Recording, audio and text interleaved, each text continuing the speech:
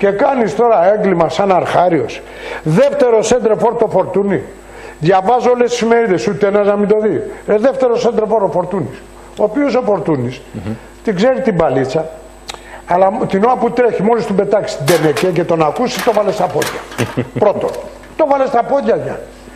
Αθανασιάδη και με Σαλπικίδη δεν θα πάρεις πρωτάθλημα ούτε σε 350 χρόνια. Πούλα τον. Πούλα τον. Και έχει γεμίσει όλο τα τατουάζ. Ρε πούλα τον ρε. Φύγε ρε. Φέρε έναν σεντρεφόρ απ' έξω, ένα νεαρό παιδί, εδώ ρε. Έχεις τατουάζ. Φύγε και γι' αυτό δεν σε παίρνει. Δεν είναι ωραία πράγματα αυτά να καταντάς ένα ΜΠΑΟΚ με 80.000 κόσμο. Φίσκα μέσα στη Θεσσαλονίκη να τον τροπιάζεις με 17 γκολ σε 5 παιχνίδια, 3 και 2-5. Είναι ντροπή. Μόνος σου να φύγεις. Μόνος σου να φύγεις ρε.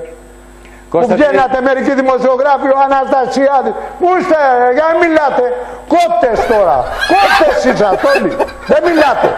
Είναι 2-0, στο 89 γκολ, εχθές με την ΚΑΕΝ, 1-2-1 και 2-2 στο 90. Και είχε ένα γλυφιτζούρι και το έκανε έτσι. Είναι προπονητής αυτόν να τον πάρει σοβαρά.